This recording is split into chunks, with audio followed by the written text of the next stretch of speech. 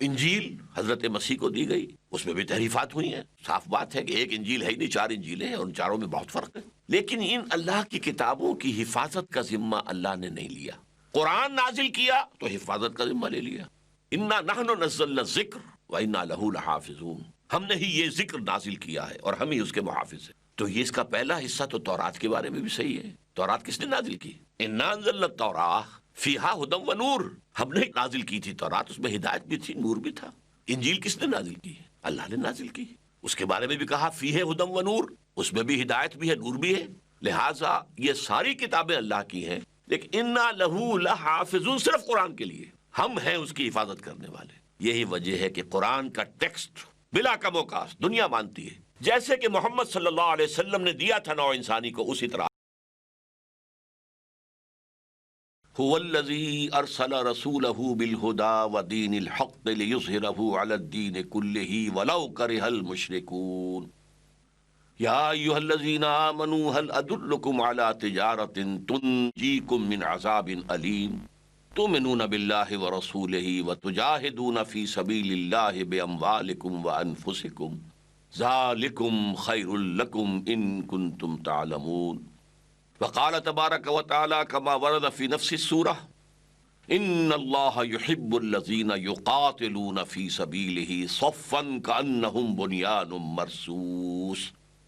وعن الحارث الاشعری رضی اللہ تعالی عنہ قال قال رسول اللہ صلی اللہ علیہ وسلم انی آمرکم بخمس اللہ امرنی بہن بالجماعت والسمع والطاعت والہجرت والجہاد فی سبیل اللہ۔ رواہ الامام الترمذی و امام احمد رحمہم اللہ۔ رب اشرح لی صدری ویسر لی امری واحلل عقدۃ من لسانی یفقہوا قولی۔ محترم ناظرین اور معزز خواتین، السلام علیکم ورحمۃ اللہ وبرکاتہ۔ میری آج کی گفتگو کا عنوان تکمیل رسالت کا ایک اور مظہر، جسے میں اس کے ساتھ ہی تکمیل آدمیت کا عنوان بھی قرار دیتا ہوں۔ میں آج اس پر گفتگو کرنا چاہتا ہوں کہ جو مشن حضور کے سپرد کیا گیا، انقلابی مشن، نظام بدلو، اللہ کا دین قائم کرو، اللہ کی حکومت قائم کرو، وہ بات جو حضرت مسیح کہہ کر گئے تھے، جو دعا سکھا کر گئے تھے، آج بھی عیسائیوں کی جو لارڈز پریئر ہے اس کے اندر یہ الفاظ ہیں Thy kingdom come, Thy will be done on earth as it is in heavens۔ اے رب تیری حکومت آئے، تیری بادشاہی آئے زمین پر، تیری مرضی جیسے آسمانوں میں پوری ہو رہی ہے، سورج اور چاند تیرے حکم سے چل رہے ہیں، فرشتے تیرے حکم کی فرما برداری کر رہے ہیں، جیسے آسمانوں میں تیری مرضی پوری ہوتی ہے، اس زمین پر بھی تیری مرضی پوری ہو۔ Thy will be done on earth as it is in heavens۔ یہ کام جو سکھا کر گئے تھے اور 600 برس تک عیسائیوں نے یہ جو ہے دعا کی ہوگی، اس دعا کا ظہور اب ہوا ہے محمد رسول اللہ کی شکل میں، کہ وہ اللہ کی حکومت زمین پر قائم کر کے دکھائیں۔ تو گویا کہ تمام جو یوزرپرس تھے، جنہوں نے بادشاہی کو اپنے قبضے میں لیا ہوا تھا، ان سب کے خلاف بغاوت تھی، ان سب کے لیے چیلنج تھا۔ یہ کام حضور نے کیا ہے، اور آج جو خاص پہلو میں آپ کے سامنے رکھ رہا ہوں وہ یہ ہے کہ یہ خالص انسانی جد و جہد کی سطح پر کیا ہے۔ اس میں معجزوں کا دخل بہت کم ہے۔ معجزے حضور کے ہیں، سب سے بڑا معجزہ قرآن حکیم ہے، آپ کا معجزہ معنوی ہے۔ حصی معجزات آپ کے بہت کم ہیں، وہ معجزے کے جو آنکھوں سے دیکھے جا سکیں۔ شق القمر کا معجزہ ہے، لیکن اصل میں معجزہ ہوتا ہے وہ جو مطالبے پر پیش کیا جائے۔ مثلا جیسے کہ قریش کہتے تھے آپ یہاں اس مکے کی سرزمین میں ایک باغ ہمیں لگا کے دکھا دیں، اس میں چشمے بھی بہا دیں، آپ یہاں اپنے لیے ایک محل جو ہے سونے اور چاندی کا محل بنا کے دکھا دیں۔ اچھا آپ آسمان پہ چڑھ کر دکھائیں، ہماری نگاہوں کے سامنے جائیں، اور کتاب لے کر اترے، آپ مانیں گے؟ جب آپ یہ کر کے دکھا دیں گے مان لیں گے۔ آخر رسولوں کو معجزے دیے گئے تھے نا۔ حضرت موسیٰ علیہ السلام آپ خود کہتے ہیں ان کی لاٹھی سانپ بن جاتی تھی، ان کا ہاتھ وہ نکالتے تھے اپنے گریبان سے اور وہ سورج کی طرح چمکتا اور روشن ہو جاتا تھا۔ آپ خود بتاتے ہیں حضرت صالح نے معجزہ دکھایا، قوم نے طلب کیا کہ اے صالح اگر اس سامنے چٹان سے ابھی ایک گابن اونٹنی برآمد ہو جائے ہم تمہیں مان لیں گے۔ وہ گابن اونٹنی برآمد ہوئی، انہوں نے مانا پھر بھی نہیں۔ لہذا اللہ نے یہ طے کر لیا تھا کہ ہم انہیں ایسے معجزے نہیں دکھائیں گے، اس لیے کہ ایسے معجزے دکھانے کے بعد پھر قوم کو مہلت نہیں ملتی، پھر بھی وہ ایمان نہیں لاتی تو نسیم منسیہ اس کو ختم کر دیا جاتا ہے۔ وہ عذاب استیصال جڑ سے اکھاڑ کر پھینک دینا قوم کو، جو قوم نوح پر آیا ہے، قوم ہود پر آیا ہے، قوم صالح پر آیا ہے، قوم لوط پر آیا ہے، بلکہ شہروں کو نام لینا چاہیے کہ جو صدوم اور عمورہ کی بستیوں پر آیا ہے، جو قوم شعیب پر آیا ہے، جو آل فرعون پر آیا، پھر وہ عذاب آتا ہے۔ اس اعتبار سے اللہ نے فرمایا اگر ہم وہ معجزہ دکھا دیں اور پھر بھی یہ ایمان نہ لائے تو ابھی قصہ ختم ہو جائے گا، ان کو ختم کر دیں گے ہم۔ لہذا ہم معجزہ نہیں دکھائیں گے، ہمارا اصل معجزہ یہ قرآن ہے، یہ معجزہ ہے، آؤ اس کا مقابلہ کر لو، چیلنج دے دیں آپ۔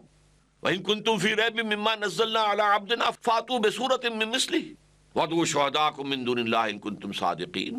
اگر تم سچے ہو، واقعتاً تمہیں شک ہے کہ یہ قرآن اللہ کا کلام نہیں ہے، محمد خود اس کی تصنیف کر رہے ہیں صلی اللہ علیہ وسلم، تو تمہارے اندر بڑے بڑے خطیب ہیں، بڑے بڑے ادیب ہیں، بڑے بڑے شاعر ہیں، وہ سب جمع کر لو، اور جنات میں سے بھی تمہارے جو کاہنوں کے جو ہوتے ہیں، جو موکل، ان کو بھی لے آؤ اور سب مل کر ایک سورت قرآن جیسی بنا کر دکھا دو۔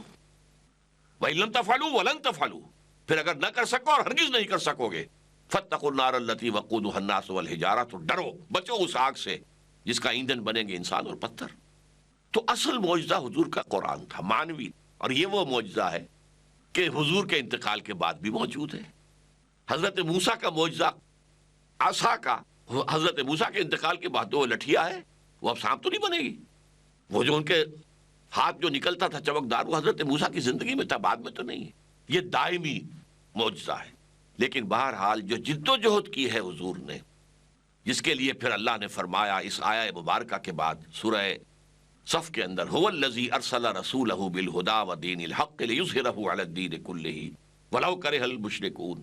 وہی اللہ جس نے بھیجا ہے اپنے رسول کو صلی اللہ علیہ وسلم الہدی اور دین حق دے کر، تاکہ غالب کرے اس دین حق کو تمام ادیان پر، دین جمہور پر بھی، دین الملوک پر بھی، تمام ادیان کے اوپر، یا پورے کے پورے نظام زندگی پر، چاہے یہ مشرکوں کو کتنا ہی ناگوار ہو۔ اب پکارا یا ایھا الذین آمنو، اے وہ لوگو جو ہمارے نبی، ہمارے رسول محمد پر ایمان لائے ہو صلی اللہ علیہ وسلم، ایمان کے دعوے دار ہو، هل ادلکم علی تجارت تنجیکم من عذاب علیم، کیا میں تمہیں بتاؤں وہ کاروبار، وہ تجارت جو تمہیں دردناک عذاب سے، جہنم سے چھٹکارا دلائے؟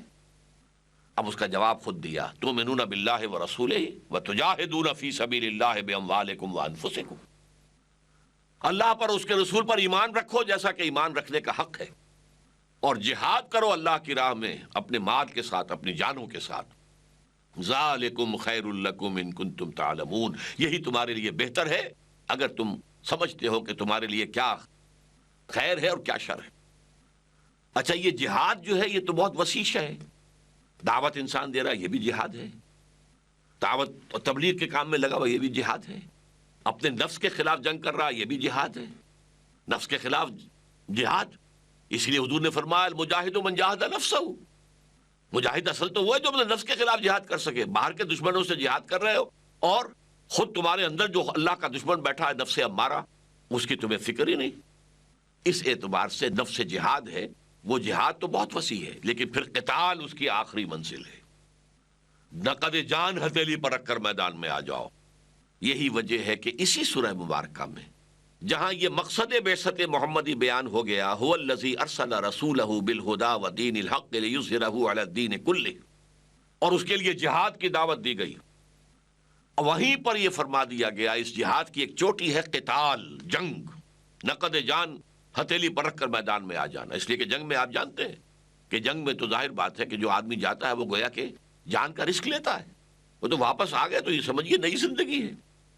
اس لیے فرما دیا یہ چوٹی پر جو فائز ہو جائیں گے، ان اللہ یحب الذین یقاتلون فی سبیلہ صفا کانہم بنیان مرصوص، اللہ کو محبت تو اپنے ان بندوں سے ہے جو اس کی راہ میں قتال کرتے ہیں. یقاتلون فی سبیل اللہ، ایک جہاد فی سبیل اللہ، ایک قتال فی سبیل اللہ ہے. اور ایسی صفیں باندھ کر قتال کرتے ہیں کہ جیسے کہ یہ سیسا پلائی ہوئی دیوار ہے، کوئی طاقت ان میں رکھنا پیدا نہیں کر سکتی. تو یہ جہاد و قتال کیا ہے محمد الرسول اللہ والذین معہ، اللہ کے رسول محمد صلی اللہ علیہ وسلم اور جو ان کے ساتھ ہیں صحابہ کرام رضی اللہ تعالیٰ عنہم اجمعین، انہوں نے جہاد کیا. اور یہ جہاد آپ کو معلوم ہے کون سی تکلیف اس میں نہیں آئی محمد الرسول اللہ کو اور صحابہ کو. سب سے پہلے وربل پرسیکیوشن ہوئی، زبانی ایذا رسانی. پاگل ہو گئے ہو، دماغ خراب ہو گیا ہے، شاید ساحر ہو گئے ہو، یا کسی کا سحر تم پر ہو گیا، مسحور ہو گئے ہو، مجنون ہو گئے، کوئی جن تم پر آ گیا ہے، یا تمہارا دماغی توازن خراب ہو گیا ہے. جھوٹ بولتے ہو. تم نے ایک جو ہے عجمی غلام اپنے گھر کے اندر بند کیا ہوا ہے، وہ ہے تورات کا اور انجیل کا عالم. وہ تمہیں ڈکٹیشن دیتا ہے صبح شام، اور آ کر ہم پر دھونس جماتے ہو کہ یہ آسمان سے وہی آئی ہے. اکتتبہا، یہ تو تم نے ان سے ڈکٹیشن لے لی ہے. تو اسی طریقے سے حضور کو ستایا گیا. اور اس سے یہ نہ سمجھیے کہ حضور کو دکھ نہیں ہوتا تھا، دکھ ہوتا تھا. اس لیے قرآن مجید میں کہا گیا ہے وَلَقَدْ نَعْلَمُ أَنَّكَ يَضِيقُ صَدْرُكَ بِمَا يَقُولُونَ. ہمیں معلوم ہے آپ کا دل بھجتا ہے، آپ کا سینہ تنگ ہوتا ہے اس سے، لیکن فَاصْبِرْ عَلَى مَا يَقُولُونَ وَاهْجُرْهُمْ هَجْرًا جَمِيلًا. جھیلیے، برداشت کیجئے، صبر کیجئے، جو کچھ کہہ رہے ہیں سنیے. البتہ ان سے قطع تعلق کیجئے خوش اسلوبی کے ساتھ. اچھا بھائی آپ کی سمجھ میں بات نہیں آ رہی، سلام، آپ اب پھر کبھی بات کر لیں گے، ابھی تو آپ کی سمجھ میں میری بات نہیں آ رہی، میری سمجھ میں آپ کی بات نہیں آ رہی. تو وَاهْجُرْهُمْ هَجْرًا جَمِيلًا، لیکن وَاصْبِرْ عَلَى مَا يَقُولُونَ، جو وہ کہیں اسے جھیلو، برداشت کرو. پھر آپ کو معلوم ہے کس طرح صحابہ کرام کو ستایا گیا، کس طریقے سے انہیں پرسیکیوٹ کیا گیا، کس طرح ٹارچر کیا گیا، خصوصاً غلاموں کو، نوجوانوں کو. یہ سارے شدائد انہوں نے جھیلے. اور اس ضمن میں آپ نے دیکھا کہ کوئی معجزہ نہیں آیا کہ جو بچائے، جبکہ ابو جہل جو ہے ٹارچر کر رہا تھا اور پھر اس نے شہید کر دیا حضرت سمیہ کو اور حضرت یاسر کو رضی اللہ تعالی عنہما. تو نہ کوئی معجزہ ہوا، نہ مسلمانوں کی طرف سے کوئی دفاع ہوا، اس لیے کہ حضور نے روکا ہوا تھا، جھیلو، برداشت کرو. اس لیے کہ ابھی ہماری تعداد کم ہے، ہم نے جوابی کارروائی کی تو ظاہر بات ہے کہ دشمن ہمیں کچل کر رکھ دے گا. تو we have to gain time, ہمیں تو بریدنگ اسپیس چاہیے، لہذا جھیل لو، برداشت کرو. حضرت سمیہ اور حضرت یاسر شہید کر دیے گئے. حضرت بلال کے ساتھ جو ہوا، یہ سب کچھ ہوا کہ نہیں ہوا؟ خود 3 برس کی قید کاٹی ہے محمد الرسول اللہ اور تمام صلی اللہ علیہ وسلم اور ان کے پورا گھرانہ بنو ہاشم کا. 2 پہاڑوں کے درمیان گھاٹی، شیب ابی طالب بھی اسے کہتے ہیں، شیب بنی ہاشم بھی کہتے ہیں. اس کے اس سرے کے اوپر ادھر بھی پہاڑ، ادھر بھی پہاڑ، ادھر بھی پہرا، ادھر بھی پہرا، کوئی کھانے پینے کی چیز اندر نہیں جائے گی. یہ حال ہوا ہے کہ بنی ہاشم کے چھوٹے چھوٹے بچے پھول جیسے وہ بلک رہے ہیں، کچھ نہیں ہے سوائے اس کے کہ سوکھے چمڑے ابال کر ان کا پانی ان کے حلق میں ٹپکایا جا رہا ہے. یہ سختیاں جھیلی ہیں محمد رسول اللہ صلی اللہ علیہ وسلم. وہاں من و سلوہ نازل نہیں ہوا، اللہ اتار نہیں سکتا تھا.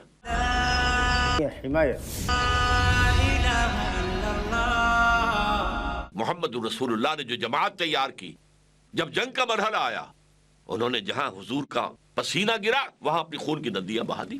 اور اس کے بعد قتال جب آیا ہے تو قرآن مجید میں ان کا نقشہ کھینچا گیا ہے. سورہ توبہ کے اندر یقاتلون فی سبیل اللہ فیقتلون ویقتلون، اللہ کی راہ میں جنگ کرتے ہیں، قتل کرتے بھی ہیں، قتل ہوتے بھی ہیں. غزوہ بدر کے اندر 70 بڑے اکابر سردار جو تھے قریش کے مارے گئے، واصل جہنم ہوئے، اور صرف 14 صحابہ شہید ہوئے، 13 آن دی اسپاٹ، اور ایک جو زخمی ہو گئے تھے وہ راستے میں مدینہ جاتے ہوئے فوت ہو گیا. 14. اس کے برعکس ہو گیا، ایک غلطی ہو گئی صحابہ کرام سے، تو غزوہ احد کے اندر 70 صحابہ شہید ہو گئے، اور اس میں حضرت حمزہ جیسی شخصیت، حضرت مصعب بن عمیر جیسی شخصیت. ان دونوں کی قبریں ہیں کہ جو علیحدہ ہیں، باقی سب کے لیے تو جتنے بھی شہداء تھے وہ ایک ہی اجتماعی قبر میں دفن ہیں. دامن احد میں آپ جب جاتے ہیں حج کرنے کے لیے، عمرہ کرنے کے لیے، وہاں دیکھتے ہیں ایک کمپاؤنڈ میں یہ 2 قبریں ہیں، حضرت حمزہ. اور کون ہے حمزہ؟ حضور کے چچا بھی ہیں، چچا بھتیجے کا رشتہ بھی ہے، خالہ زاد بھائی ہونے کا رشتہ بھی ہے، دودھ شریک بھائی ہونے کا. ایک ہی لونڈی نے دونوں کو دودھ پلایا. دودھ شریک بھائی عرب میں تو حقیقی بھائیوں کی مانند ہو جاتے تھے. اور پھر یہ کہ ساتھ کے کھیلے ہوئے ہمجولی بھی ہیں، اسد اللہ بھی ہیں، اسد رسول ہی بھی ہیں.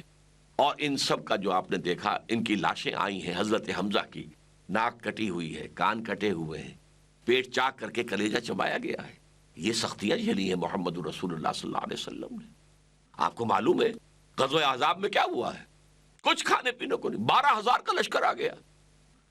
اور اس 12,000 کے لشکر نے جو گھیرے میں لیا ہے تو راستے بند ہو گئے، باہر سے کوئی بھی رسد نہیں آ سکتی، کھانے پینے کی چیزیں نہیں آ سکتی، فاقوں پر فاقے ہو رہے ہیں، محاصرہ طول کھینچ رہا ہے۔ حضرت سلمان نے مشورہ دیا رضی اللہ تعالی عنہ کہ خندق کھود لیا کرتے ہیں ایسے حالات میں، ہمارے ایران میں یہ طریقہ ہے، حضور نے پسند کیا خندق کھودو۔ اب فاقہ زدہ ہیں، شدید سردی ہے اور خندق کھود رہے ہیں، خندق کھود رہے ہیں، خود حضور بھی لگے ہوئے ساتھ۔ اور اس میں یہ ہے کہ جب وہ تنگ آ گئے، بالکل یوں سمجھیے کہ جاں بلب ہو گئے، آئے حضور اب یہ بھوک اور یہ فاقہ برداشت نہیں ہو رہا، حضور دیکھیے ہم نے اپنے پیٹوں پر پتھر باندھے ہوئے ہیں، کہیں گبر دوہری نہ ہو جائے۔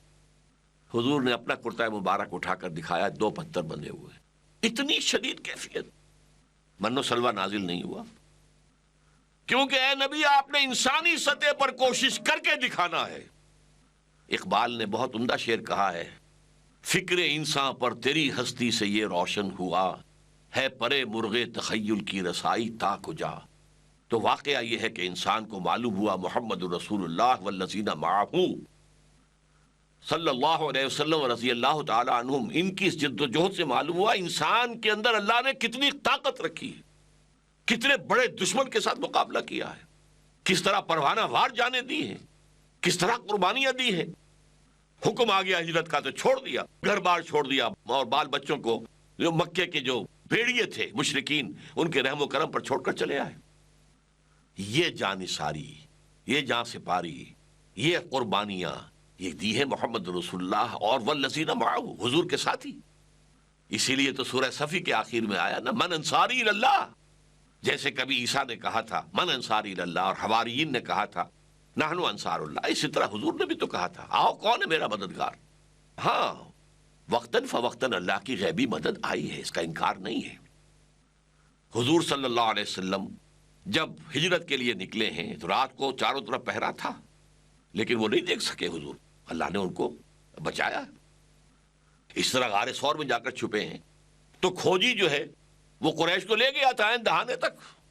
حضرت ابو بکر صدیق جو اندر تھے حضور کے ساتھ، وہ گھبرا کر کہتے ہیں کہ حضور اگر انہوں نے اپنے قدموں کی طرف بھی جھانک لیا تو ہم نظر آ جائیں گے۔ حضور نے فرمایا لا تحزن ان اللہ معنا، گھبراؤ نہیں، اللہ ہمارے ساتھ ہے، اللہ نے بچایا۔ تو مدد تو آتی ہے، مدد میدان بدر میں آئی ہے فرشتوں کے نزول کے ذریعے سے، وہ آئی ہے یقیناً، اللہ تعالیٰ نے فرشتے بھیجے ہیں، مدد آئی ہے۔ آج بھی وہ مدد آ سکتی ہے اگر اسی طریقے پر جد و جہد کر کے، تیاری کر کے، آزمائشوں میں سے گزر کر، منظم ہو کر، سم و طاعت کے پابند ہو کر کوئی جماعت میدان میں آئے گی تو انشاءاللہ چمن کے مالی اگر بنا لیں موافق اپنا شعار، اب بھی چمن میں آ سکتی ہے پلٹ کر جو روٹھی بہار، اب بھی آ جائے گی، اور فضائے بدر پیدا کر فرشتے تیری نصرت کو اتر سکتے ہیں، گردوں سے قطار اندر قطار اب بھی ہو سکتا ہے۔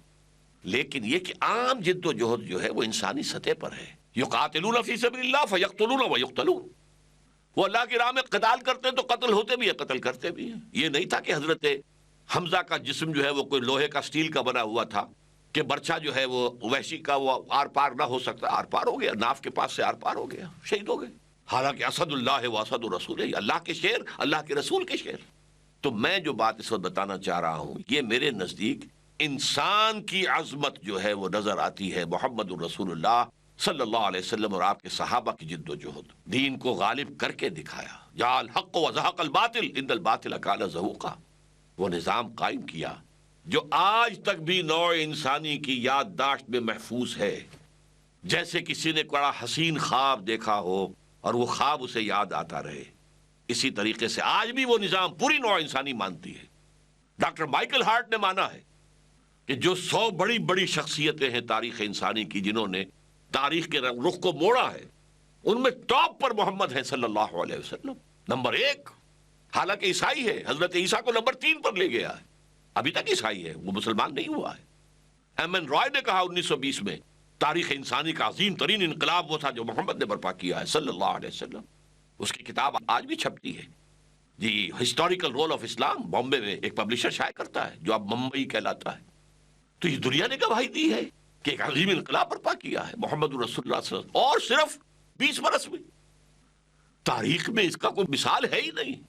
والٹیئر اور روسو نے، لکھنے والے بے شمار تھے، انہوں نے ایک فضا پیدا کی اور فرانس کا انقلاب آیا، لیکن والٹی اور روسو جو ہیں وہ اس کی قیادت کرنے والے نہیں تھے.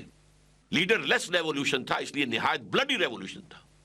پھر مارکس اور اینجلز نے کتاب لکھی لاسٹ کیپٹل، لیکن نہ جو کتاب لکھی گئی تھی جرمنی اور انگلستان میں وہاں انقلاب آیا ہی نہیں، وہ تو آیا کہیں جا کر روس کے اندر، وہ بولشوکس اور مولشوکس کے ذریعے سے، اور عین وقت کے اوپر وہاں پہنچا ہے لینن، اور اس نے اس انقلاب کو ہائیجیک کیا، اس پر قبضہ کر لیا. ورنہ مولشوکس زیادہ قوی تھے بولشوکس کے مقابلے میں، یہ بولشوک تھا. بہرحال حضور نے کیا کیا؟ پہلے دن سے دعوت شروع کی، اکیلا انسان. 4 آدمی ایمان لے آئے، 5 ہو گئے. ابو بکر بچپن کے ساتھ کھیلے ہوئے دوست، عزیز دوست. علی اپنے ہی گھر میں پلنے والے عزیز چچا زاد بھائی.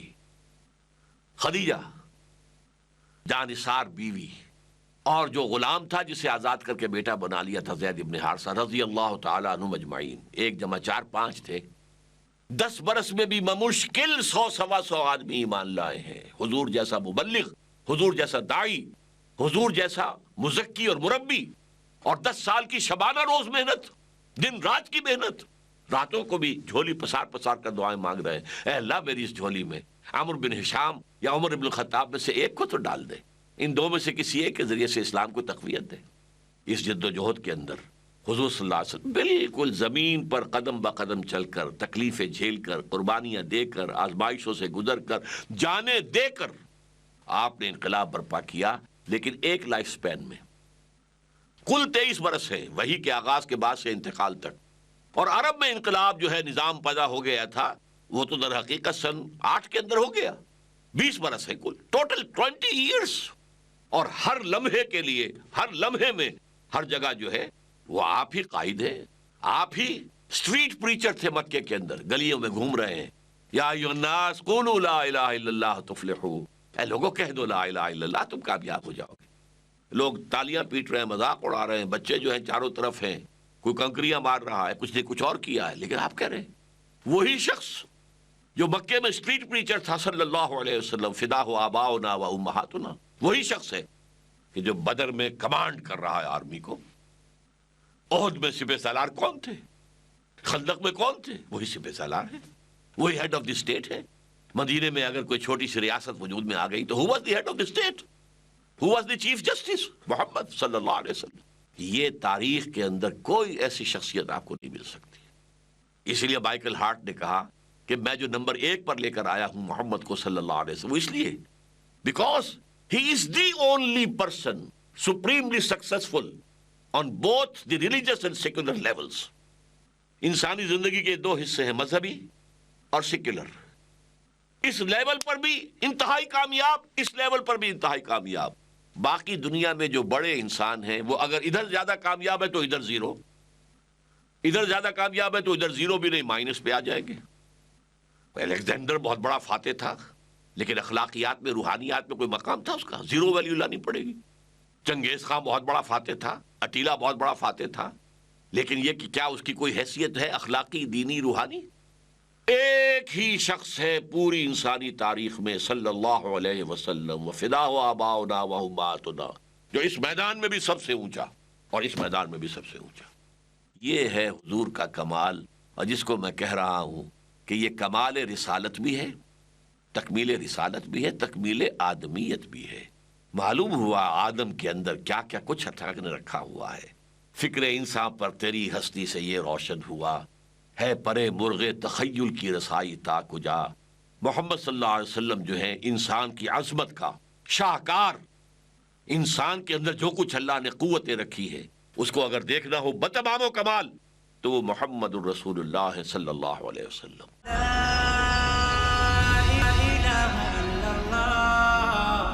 نبی اکرم صلی اللہ علیہ وسلم کی فضیلت کی اصل بنیاد.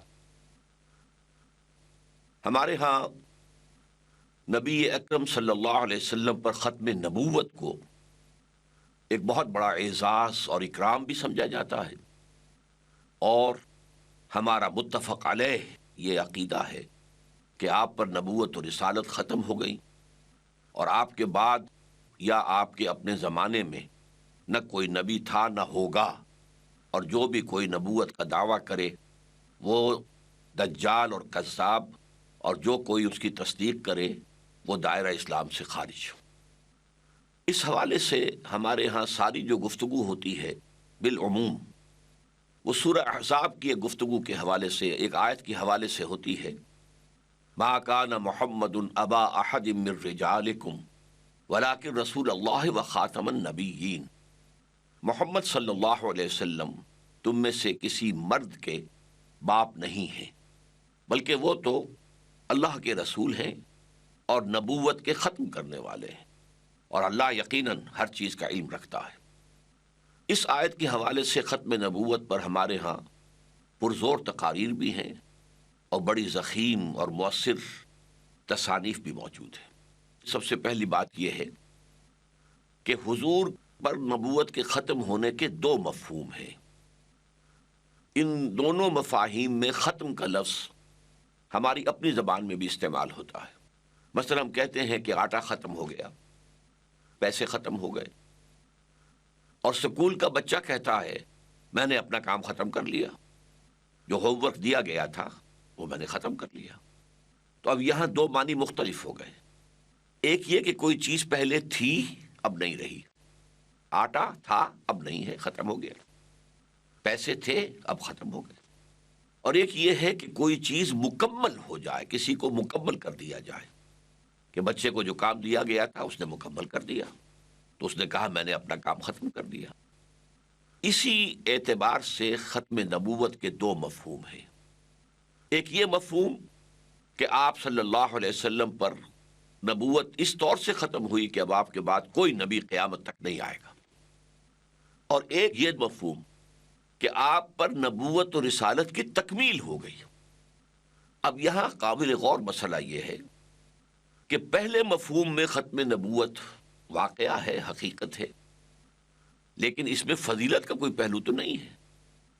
ایک چیز چلی آ رہی تھی، چلی آ رہی تھی، چلی آ رہی تھی، ایک جگہ آ کر ختم ہو گئی، تو فضیلت کیا ہوئی؟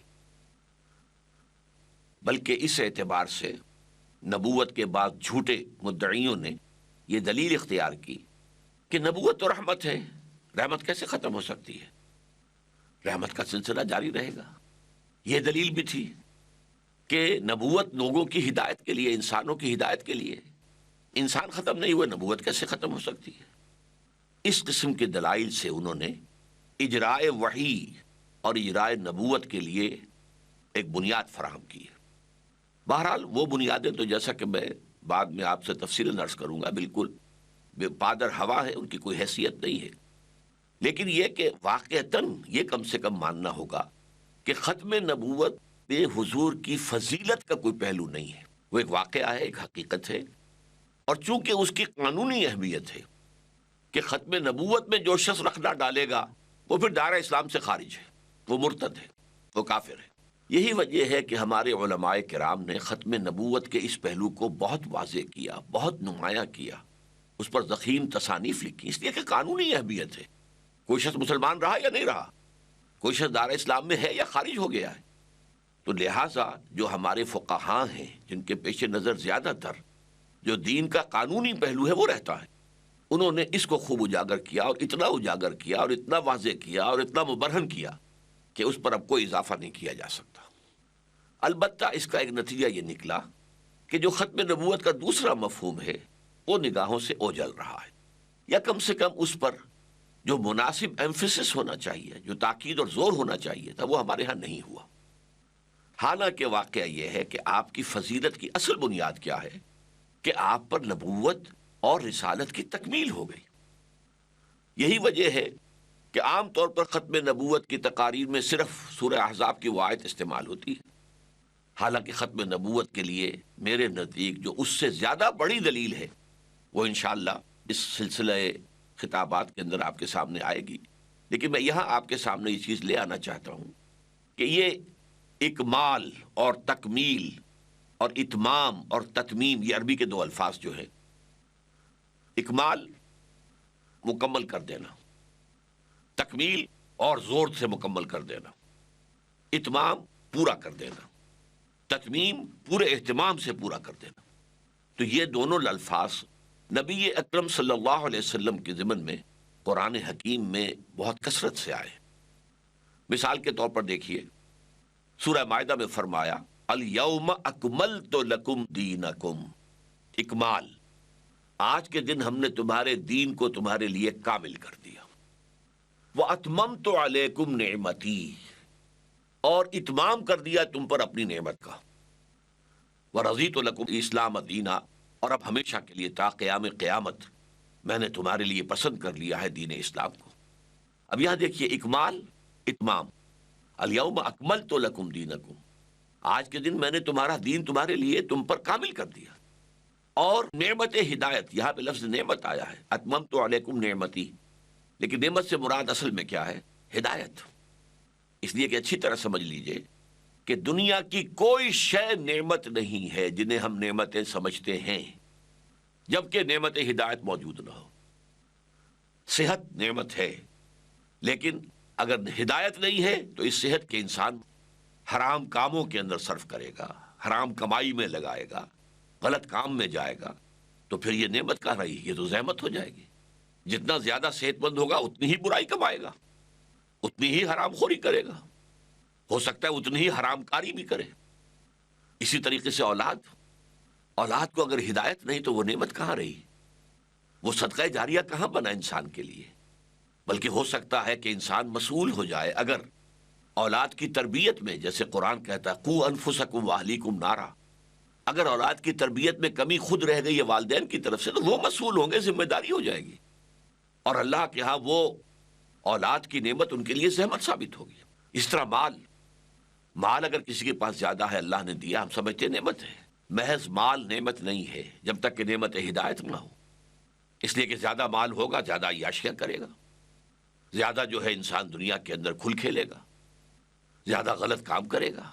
ہاں مال ہے، ہدایت بھی ہے، تو اب یہ نعمت ہے، اسے اللہ کی راہ میں خرچ کرے گا، غرباء و مساکین پر صرف کرے گا، اللہ کے دین کی دعوت کے لیے لگائے گا، اللہ کے دین کو غالب کرنے کی جد و جہد میں صرف کرے گا۔ تو گویا کہ کوئی نعمت دنیا کی نعمت نہیں ہے جب تک اس کے ساتھ نعمت ہدایت موجود نہ ہو۔ تو یہاں جو فرمایا گیا اتممت علیکم نعمتی، اس سے مراد کیا ہے؟ کہ نعمت ہدایت تم پر کامل کر دی گئی۔ قرآن مجید میں نعمت جو ہے وہ کامل ہو گئی ہے، نعمت ہدایت کامل ہو گئی۔ اچھا میں دوسری آیت کا حوالہ دوں، سورہ صف میں فرمایا یریدون لیطفئوا نور اللہ بافواہہم واللہ متم نورہ ولو کرہ الکافرون۔ اب دیکھیے یہاں تتمیم آ گیا، تتمیم، متم، پورا کرنے والا، یہ لوگ چاہتے ہیں، اور یہ مضمون دو جگہ پر آیا ہے، سورہ صف میں بھی اور سورہ توبہ میں بھی، اور دونوں جگہ اس سے پہلے یہود کا ذکر ہے۔ مراد کیا ہے کہ یہودی یہ چاہتے ہیں کہ وہ اللہ کے نور کو اپنی منہ کی پھونکوں سے بجھا دیں، جیسے مولانا ظفر علی خان نے کہا تھا کہ نور خدا ہے کفر کی حرکت پہ خندزن، پھونکوں سے یہ چراغ بجھایا نہ جائے گا۔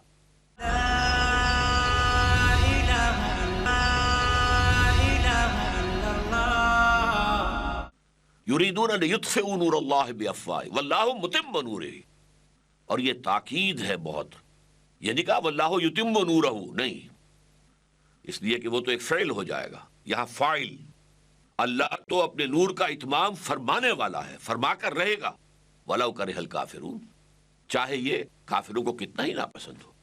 اب دیکھا آپ نے اتمام، تتمیم، یہی آیت آئی ہے تھوڑے سے لفظی فرق کے ساتھ سورہ توبہ میں، یریدون ان یطفئوا نور اللہ بافواہہم، یا لام کی بجائے ان آ گیا، وَيَأْبَى اللَّهُ إِلَّا أَن يُتِمَّ نُورَهُ، اور اللہ کو ہرگز منظور نہیں ہے مگر یہ کہ وہ اپنے نور کا اتمام فرمائے، نور کی تکمیل کرے، وَلَوْ كَرِهَ الْكَافِرُونَ، چاہے یہ کافروں کو کتنا ہی ناگوار ہو۔ اب یہ اکمال، تکمیل، اتمام، تتمیم، اور اسی طرح حضور کی ایک بڑی پیاری حدیث ہے، انما بعثت لأتمم مکارم الاخلاق، مجھے تو اس لیے بھیجا گیا ہے کہ اخلاق کی جو اچھائیاں ہیں، اعلیٰ اخلاق، عمدہ خلق، میں اس کی تتمیم کر دوں، اتممہ، یہ بھی تتمیم سے ہے، لأتمم مکارم الاخلاق، تاکہ میں اخلاق کی بلندیوں کو مکمل کر دوں۔ یعنی یہ کہ اخلاق حسنہ تو تمام انبیاء کے تھے، اور بعض اعتبارات سے ہر ایک جو ہے وہ بہت نمایاں ہے۔ حضرت ایوب علیہ السلام کا صبر، حضرت ابراہیم علیہ السلام کا صدق، آپ بولتے جائیے، لیکن یہ کہ تمام انبیاء میں جو بھی مکارم اخلاق تھے وہ سب جمع ہو گئے ہیں بڑے حسین توازن اور اعتدال کے ساتھ ذات محمدی علیہ صاحب الصلاۃ والسلام میں، انما بعثت لأتمم مکارم الاخلاق۔ تو یہ آیات جو ہیں اور یہ حدیث نبوی یہ اشارہ کر رہی ہے اس بات کی طرف کہ اصل میں جو فضیلت ہے وہ اکمال دین اور اتمام نعمت ہدایت کی ہے۔ یہ تکمیل نبوت و رسالت کے مظہر ہیں، اور اصل میں نبی اکرم صلی اللہ علیہ وسلم کی فضیلت اسی بنیاد پر قائم ہے۔ ورنہ تو جیسا کہ میں نے کہا تھا، کچھ لوگ گمراہ کرنے والے لوگ، ضال اور مضل لوگ، وہ یہ دلیل لاتے ہیں نبوت رحمت ہے، رحمت ختم کیسے ہو سکتی ہے؟ اسی طریقے سے نبوت لوگوں کے لیے تھی، لوگوں کی ہدایت کے لیے تھی، لوگ موجود ہیں، نبوت کیسے ختم ہو سکتی ہے؟ اسی طریقے سے نبوت جو ہے وہ اللہ تعالیٰ کا ایک انعام ہے لوگوں کے لیے، وہ کیسے ختم ہو سکتا ہے؟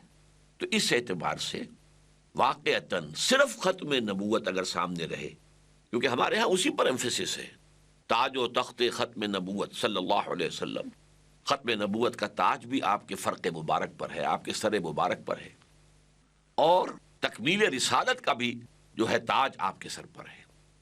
اب یہاں میں ایک بات تھوڑی سی اور واضح کر دوں، نبوت اور رسالت میں فرق کیا ہے؟ دیکھیے، اس پہ اگرچہ بہت سی گفتگویں لوگوں نے کی ہیں۔ بعض کا خیال ہے کہ رسول وہ ہوتا ہے جو نئی شریعت لے کر آئے، اور نبی وہ ہوتا ہے جو نئی شریعت نہ لائے۔ بعض کا خیال ہے کہ رسول وہ ہوتا ہے جو کتاب لائے، اور نبی وہ ہوتا ہے جو کتاب نہ لائے۔ یہ ساری باتیں یہ قاعدہ کلیہ کی حیثیت سے صحیح نہیں ٹھہرتی، اس لیے کہ حضرت داؤد کو کتاب دی گئی زبور، لیکن وہ نبی ہیں، رسول نہیں تھے۔ اس اعتبار سے قاعدہ کلیہ ٹوٹ گیا۔ اور حضرت عیسیٰ علیہ السلام نئی شریعت کوئی نہیں لائے، وہ شریعت موسوی ہی کی تجدید کے لیے تشریف لائے تھے، لیکن پھر بھی آپ رسول ہیں۔ اس اعتبار سے وہ دونوں چیزیں جو ہیں وہ پورے اس معاملے کو واضح بیان نہیں کر سکتے۔ البتہ ایک چیز متفق علیہ ہے تمام مسلمانوں کے، تمام علماء کے، کہ نبوت عام ہے، رسالت خاص ہے۔ اس کا نتیجہ کیا نکلا؟ کہ ہر رسول تو لازماً نبی ہے، ہر نبی لازماً رسول نہیں ہے۔ ایک عام شے، ایک خاص شے ہے۔ نبوت عام ہے اور رسالت خاص ہے۔ اب اس میں غور کیجئے، ہمارے ہاں عام طور پر مجھے صحیح طور پر معلوم نہیں ہے کہ اس عقیدے یا خیال کی بنیاد کس حدیث پر ہے، لیکن یہ کہ عام خیال ہے کہ انبیاء 1.25 لاکھ آئے اور رسول 313 آئے، اور یہ تعداد اس اعتبار سے بڑی پیاری تعداد ہے کہ 313 تھے اصحاب بدر۔ گویا کہ رسولوں کی تعداد اگر یہ صحیح ہے تو اس کے مطابق حضور کے ساتھی تھے جنگ بدر میں، اور حضور کا جو خطبہ ہوا ہے، خطبہ حجۃ الوداع، اس میں 1.25 لاکھ آدمی تھے، 1,24,000، اور یہ گویا تعداد مطابقت رکھتی ہے انبیاء کی تعداد سے۔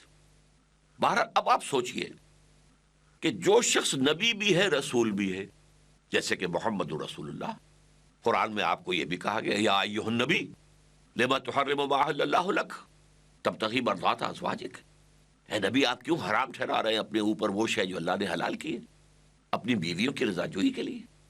اسی طرح یا ایھا النبی اذا طلقتم النساء فطلقوهن لعدتهن، اے نبی آپ اپنے ساتھیوں سے کہہ دیجئے کہ جب تم لوگ اپنی بیویوں کو طلاق دو تو وہ عدت کے حوالے سے دو۔ یہ نہیں ہے کہ بس طلاق دی اور معاملہ ختم ہو گیا، وہ عدت اس کے بعد رہے گی۔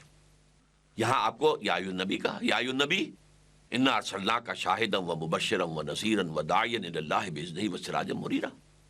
پھر یا ایھا الرسول بھی آتا، یا ایھا الرسول بلغ ما انزل الیک من ربک وان لم تفعل فما بلغت رسالتہ، اے رسول جو کچھ آپ کے پاس بھیجا گیا ہے، پہنچایا گیا ہے اللہ کی طرف سے، نازل کیا گیا، اسے پہنچا دو۔ اگر آپ نے کوئی کوتاہی کی، معاذ اللہ ثم معاذ اللہ، امکانی طور پر اگر آپ نے اس میں کوئی کمی کر دی تو آپ نے حق رسالت ادا نہیں کیا۔ تو آپ نبی بھی ہیں، رسول بھی ہیں۔ اب آپ کی شخصیت مبارکہ میں نبوت اور رسالت کا کیا تعلق ہے؟ اس میں جو بات میرے نزدیک بہت زیادہ عام فہم ہے، معاملے کو سلجھا دیتی ہے، ابھی تک میں دونوں ہتھیلیوں کو یوں جوڑ رہا تھا، اب یوں جوڑ رہا ہوں۔ نبوت کا رخ اللہ کی طرف ہے، اللہ سے لینے والی شے نبوت ہے، وحی آ رہی ہے، وحی آ رہی ہے، وحی انبیاء پر بھی آتی تھی، رسولوں پر بھی آتی تھی، لینا والا رخ وہ اینٹینا، وہ جو ہے اس کا رخ ادھر ہے جو کہ وحی کو کیچ کر رہا ہے، فرشتے سے آ رہا ہے پیغام، اور یہ رخ دینے والا ہے، پہنچانے والا ہے۔ یا ایھا المدثر قم فانذر وربک فکبر، اے لحاف میں لپٹ کر لیٹنے والے صلی اللہ علیہ وسلم، کھڑے ہو جاؤ، کمر کس لو، اور لوگوں کو خبردار کرو کہ مرنے کے بعد اللہ کے حضور میں اپنے خالق اور مالک اور پروردگار کے حضور میں پیش ہونا ہوگا، جواب دہی ہوگی، اور اے نبی اللہ کی کبریائی کا اعلان کرو، اللہ کی کبریائی کو دنیا میں قائم کرو، یہ رسالت ہے۔ تو گویا کہ جب کہ سورہ علق کی ابتدائی 5 آیات نازل ہوئیں تو اس اعتبار سے اب ہم غور کریں گے کہ اس پہلو سے نبوت کی تکمیل کے کیا مظہر ہیں۔ حضور پر نبوت بھی کامل ہوئی، رسالت بھی کامل ہوئی، یہ دونوں حصے کامل ہو گئے۔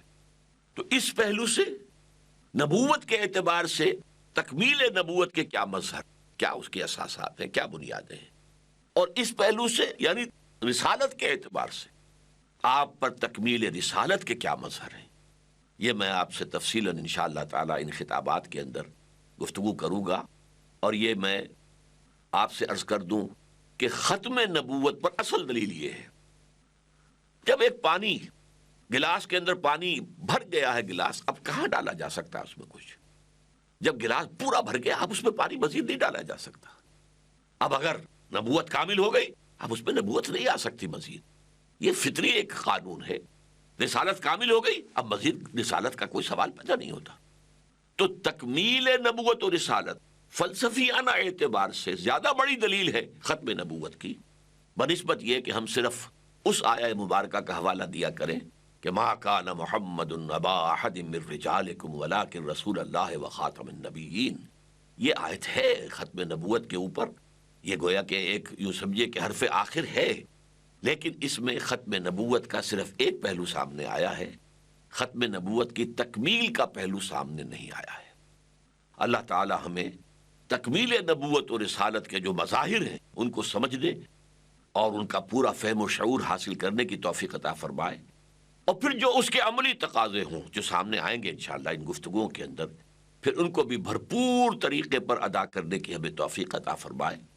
اقول قولی ھذا واستغفر اللہ لی ولکم ولسائر المسلمین والمسلمات۔ اللہ اللہ یا ربی یا اللہ